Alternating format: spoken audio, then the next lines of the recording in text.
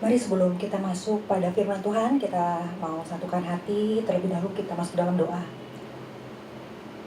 Bapa yang baik, kami bersyukur Tuhan, pagi hari ini kembali kami boleh mendengarkan apa yang menjadi pesan Tuhan buat kami. Kami terus bersyukur untuk firman-Mu Tuhan yang Kau nyatakan buat kami. Kami percaya Tuhan, Engkau Allah yang selalu memperhatikan kami, dan Engkau Allah yang terus mau menuntun kami hari demi hari Tuhan. Dan kami bersyukur kalau ada firman-Mu senantiasa yang menuntun kehidupan kami dan akan memelihara dan melindungi kami. Terima kasih Tuhan, pagi hari ini berbicara kepada kami Tuhan, urapi kami semua, hamba-Mu juga setiap kami yang mendengarkan firman Tuhan pagi hari ini. Biar Roh Kudus yang akan mengajar, berikan kami pengertian, sehingga kami boleh menangkap apa yang menjadi pesan-Mu buat kami. Terima kasih Bapa, di dalam nama Tuhan Yesus kami berdoa. Haleluya. Amin. Shalom jemaat RDM Bensi Tuhan.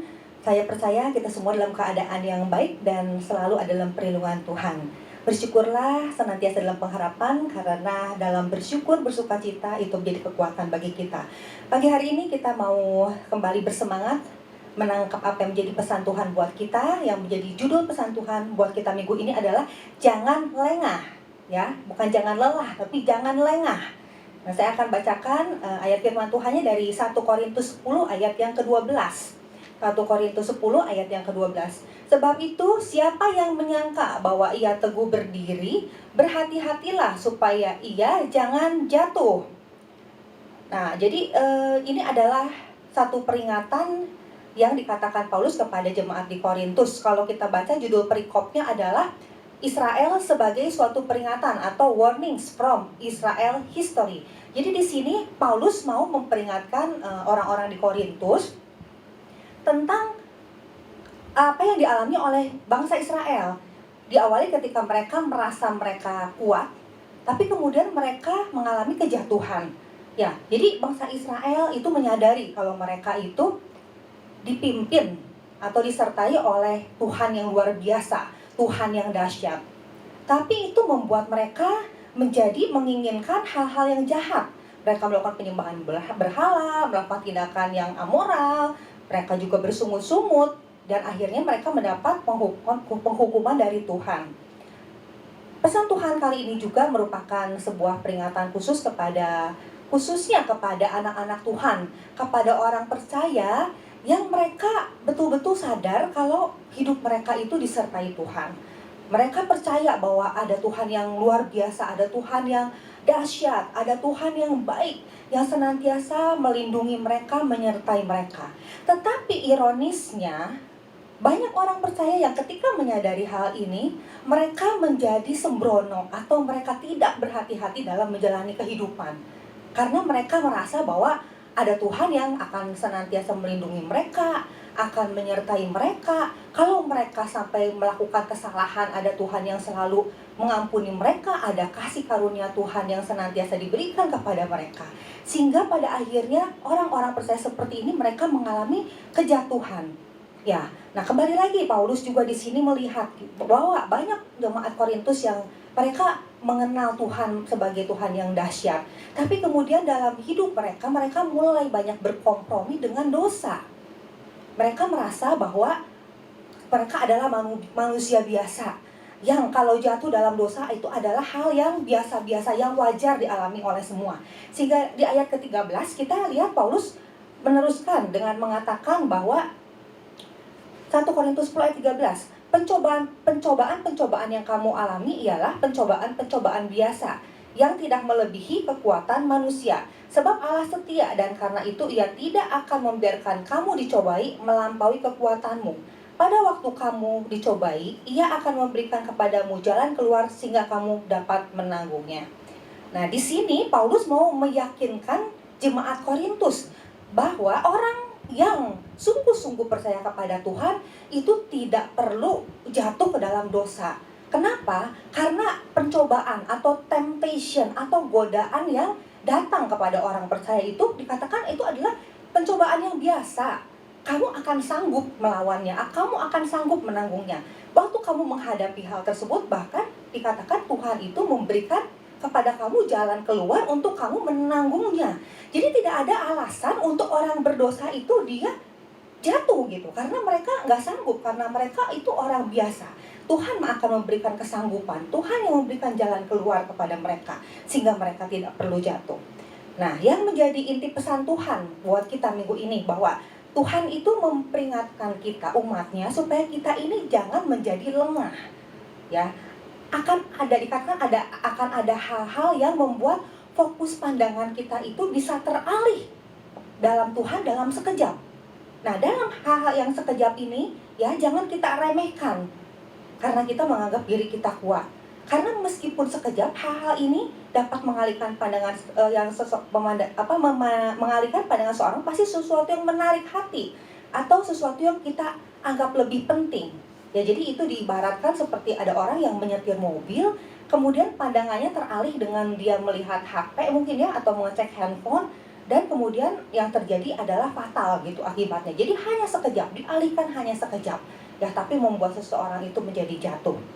Nah, melalui pesan Tuhan ini, kita mau belajar apa hal-hal yang perlu kita perhatikan supaya kita itu tidak menjadi orang yang lengah ya. Kemarin sudah dibahas juga oleh Bapak Gembala, ada 2 poin. Nanti Bapak Ibu boleh saksikan di tayangan YouTube-nya.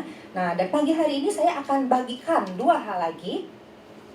Bagaimana supaya kita orang percaya tidak menjadi lengah. Yang pertama adalah harus menyadari bahwa sekarang adalah masa akhir peperangan. Ya, sekali lagi, harus menyadari bahwa sekarang adalah masa akhir peperangan. Kita akan lihat mundur 1 ayat di 1 Korintus 10 ayat yang ke-11. Ya, 1 Korintus ayat yang ke-11 saya akan bacakan. Semuanya ini telah menimpa mereka sebagai contoh. Ya, ini menimpa bangsa Israel sebagai contoh dan dituliskan untuk menjadi peringatan bagi kita yang hidup pada waktu di mana zaman akhir telah tiba. Zaman akhir telah tiba. Jadi Bapak Ibu bicara mengenai zaman akhir. Ya, kita tahu di sini firman Tuhan katakan bahwa saat-saat ini adalah kita sedang memasuki namanya zaman akhir. Nah, yang namanya zaman akhir itu ya adalah satu puncak peperangan. Kalau kita sudah ada di akhir zaman, tentunya musuh juga tidak akan tinggal diam. Dia akan melancarkan serangannya sedemikian rupa. Ini adalah merupakan satu puncak atau masa akhir peperangan kita, karena ini adalah akhir zaman. Ada hal yang harus kita ingat sebagai orang percaya. Ya, yang pertama, Tuhan katakan bahwa sejak semula Tuhan itu memanggil orang percaya itu sebagai prajurit-prajuritnya Kristus. Bukan prajurit biasa, tapi merupakan satu pasukan elit. Ya, kita harus memiliki satu mentalitas prajurit. Ya, kita udah sering dalam beberapa pesan Tuhan yang lalu juga diajarkan bagaimana kita orang percaya ini kita harus punya mentalitas prajurit. Nah, kemudian juga apa yang harus kita sadari, bahwa orang percaya itu selalu akan ada di tengah-tengah pertempuran atau peperangan. Jadi ketika seseorang menjadi orang percaya itu bukan pilihan untuk dia mau masuk ke dalam peperangan atau tidak. Tapi itu sudah otomatis, setiap orang percaya itu selalu ada di dalam peperangan. Jadi bagi orang percaya itu tidak ada pilihan ya, kita harus punya mentalitas prajurit. Apa itu mentalitas prajurit? Salah satunya adalah harus senantiasa berjaga-jaga, siap sedia, harus selalu waspada.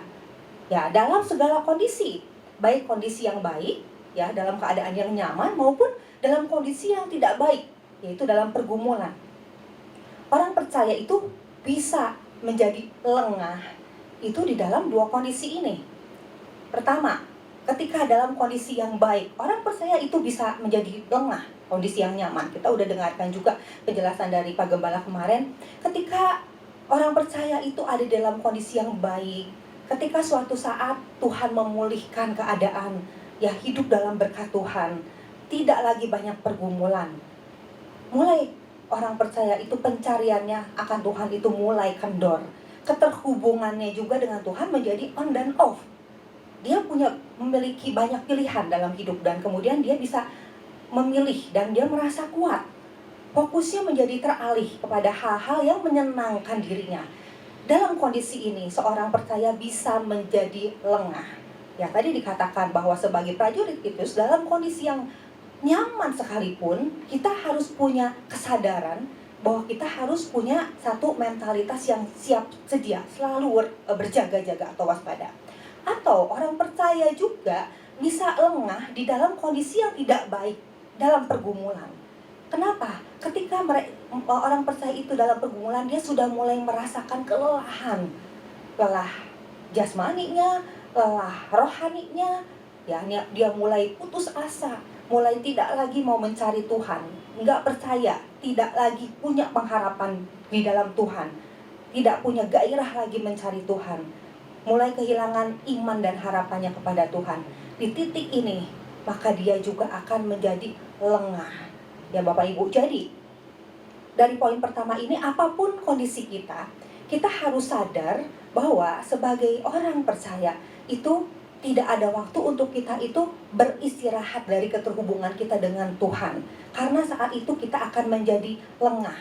Ya, 1 Petrus 5 ayat 8 ya berkata, saya akan bacakan, sadarlah dan berjaga-jagalah, lawan musuh iblis berjalan keliling sama seperti singa yang mengaum-ngaum dan mencari orang yang dapat ditelannya. Jadi iblis itu selalu berjaga-jaga, dia akan mencari kesempatan. Ketika seorang percaya itu lengah, maka dia akan datang menerkam dan menelannya.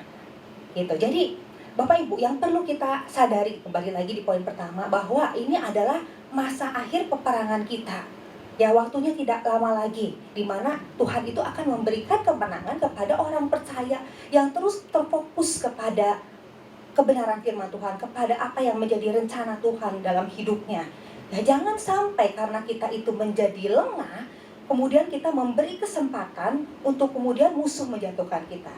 Ya Bapak Ibu, jadi kalau saya ibaratkan, kalau misalnya kita itu nonton pertandingan ya, pertandingan basket atau pertandingan sepak bola, biasanya menit-menit terakhir itu akan menjadi satu puncak atau masa akhir dari satu pertandingan itu.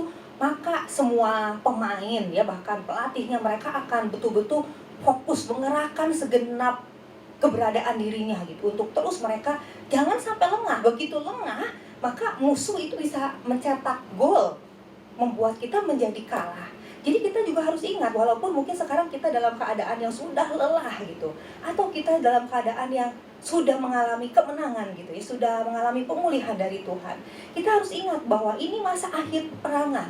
Kita nggak boleh lengah, karena itu satu kesempatan untuk iblis bisa menjatuhkan kita.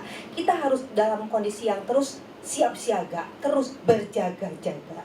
Ya, nah itu adalah poin yang pertama, bagaimana supaya kita umat Tuhan tidak menjadi lengah. Sekarang kita masuk poin yang kedua. Yang kedua adalah harus memiliki pengertian akan kebenaran. Sekali lagi, harus memiliki pengertian akan kebenaran. Saya akan bacakan sekali lagi ya ayat firman Tuhan di pasal 10 ayat yang 12 dari 1 Korintus.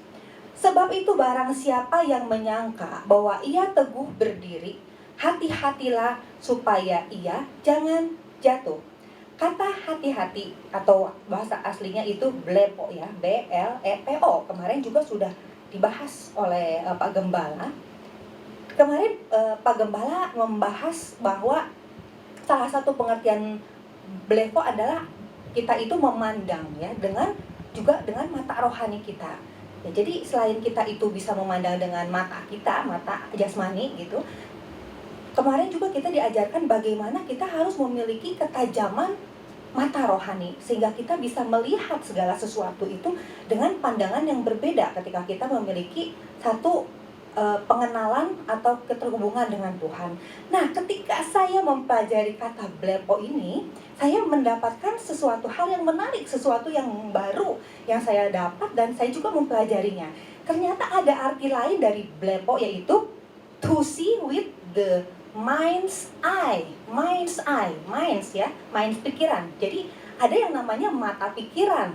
Ya menarik ya, jadi ada mata jasmani, ada mata rohani, ternyata ada yang namanya mata pikiran. Apa itu mata pikiran? Mata pikiran adalah ketika kita bisa melihat sesuatu dengan pikiran kita. Ya, supaya jelasnya, saya mau menjelaskan kepada Bapak Ibu seperti begini. Coba sekarang Bapak Ibu pejamkan mata, ya, pejamkan mata. Kemudian kita coba membayangkan kita sedang ada jalan-jalan di pinggir pantai. Nah, kemudian sekarang kita melihat ke arah laut. Saat ini adalah saatnya sunset, matahari terbenam. Kita sedang melihat ada matahari yang mulai terbenam di ujung sana, ya, lama-lama mulai tenggelam masuk ke garis batas dari laut. Oke, sekarang buka mata. Coba lihat sekeliling Bapak Ibu, apakah ada lautnya? Apakah ada matahari terbenam? Nggak ada ya, yang di depan kita ini apa? Bapak Ibu melihat apa? Tapi tadi, kenapa kita bisa melihat sebuah gambaran ada laut, terus ada matahari yang terbenam? Itu yang disebut dengan mata pikiran. Kita melihat dengan pikiran kita, ya, karena ada imajinasi atau ada daya ingat. Nah, mata pikiran ini adalah bisa timbul dari apa yang pernah kita alami. Ya, jadi ketika kita mengalami sesuatu, kemudian kita ingat, itu tersimpan dalam pikiran kita. Atau juga dari pengetahuan yang kita baca. Mungkin Bapak Ibu belum pernah ke pantai dan melihat matahari terbenam atau sunset, tapi kenapa Bapak Ibu bisa tergambar gitu tadi ada matahari terbenam? Karena mungkin saudara pernah lihat sebuah artikel atau baca atau lihat gambar bagaimana suasana sunset, sehingga itu yang kemudian muncul dalam mata pikiran kita. Jadi mata pikiran itu terbentuk dari pengetahuan atau knowledge juga yang masuk dalam pikiran kita, dan juga dari pengalaman atau experience yang kita ingat.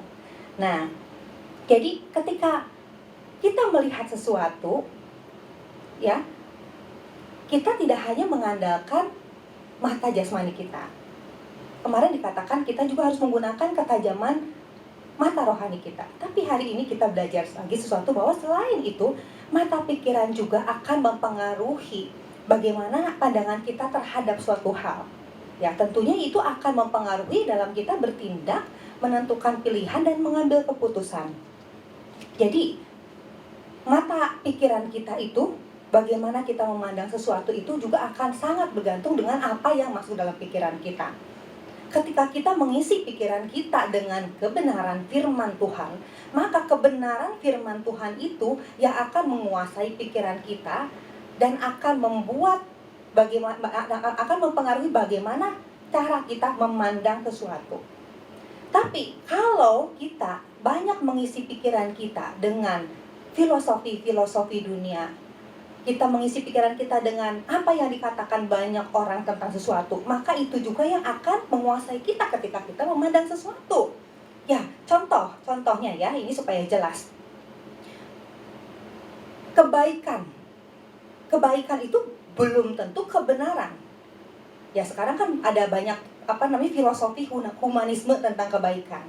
Ya, misalnya orang berkata, kalau seseorang itu mengambil milik orang lain, milik orang kaya, kemudian diberikan kepada orang miskin, itu adalah kebaikan. Itu tidak apa-apa. Tapi apakah menurut kebenaran firman Tuhan itu baik? Itu nggak baik ya. Bagaimanapun kita mengambil, kita mencuri. Dikatakan itu mencuri ya, apapun alasannya. Apakah kita mau mengambil atau mencuri sesuatu karena kita mau menolong anak kita mencuri sesuatu karena kita mau menolong orang tua, apapun alasannya, dalam kebenaran firman Tuhan itu bukan kebaikan. Tapi dunia katakan itu tidak apa-apa. Nah, mana yang banyak mempengaruhi pikiran kita? Ya, ada misalnya contoh lagi yang dikatakan oleh mayoritas. Apa yang dikatakan banyak orang itu adalah belum tentu juga kebenaran. Bapak Ibu hati-hati di sini, jangan sampai lengah. Ya, seperti contohnya, akhir-akhir ini banyak sekali metode-metode yang ditawarkan oleh dunia dan semua orang melakukannya. Misalnya ada metode kecantikan tertentu, ada metode atau olahraga tertentu gitu, atau ada metode terapi kesehatan tertentu. Dan ini udah biasa, semua orang juga melakukan hal tersebut. Tapi kita lihat, apakah firman Tuhan berkenan akan hal tersebut? Apakah itu sesuai dengan kebenaran firman Tuhan atau tidak?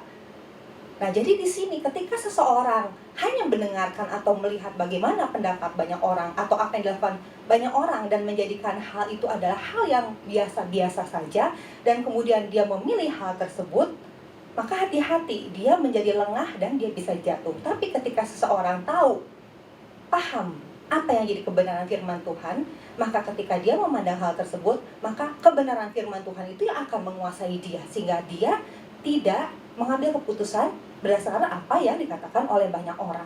Ya, itu jadi contohnya Bapak Ibu. Jadi ketidakmengertian orang percaya akan kebenaran akan membuat dia menjadi lengah dengan mengambil keputusan yang salah. Nah, jadi apa yang harus dilakukan? Seperti kata Blepo tadi ya, firman Tuhan berkata, hati-hati berkenaan dengan mind's eye ini atau mata pikiran kita. Ya, di sini Bapak Ibu nanti boleh search kata Blepo, di situ akan dijabarkan ada beberapa artinya. Ya, untuk mind's eye ini, hati-hati berkenaan dengan mata pikiran ini, ada 3 hal yang harus dilakukan. Yang pertama adalah to have understanding. Jadi memiliki pengertian. Pengertian apa? Pengertian terhadap kebenaran firman Tuhan tentunya. Maka kita akan punya satu mata pikiran yang benar. Nah, terus kemudian mind's eye ini atau blepo yang kedua artinya adalah mengamati. Mengamati ya, menemukan, memahami. Bukankah ini yang harus kita lakukan ketika kita merenungkan firman Tuhan?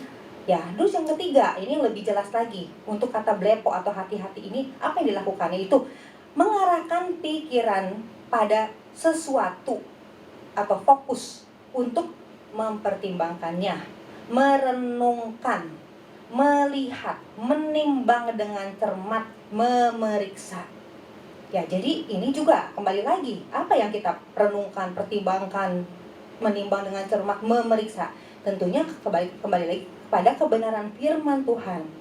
Jadi Bapak Ibu, untuk memiliki satu mata pikiran yang tajam, yang harus kita lakukan adalah kembali kita harus merenungkan kebenaran firman Tuhan sampai kita memperoleh satu pengertian atau pemahaman yang benar tentang firman Tuhan.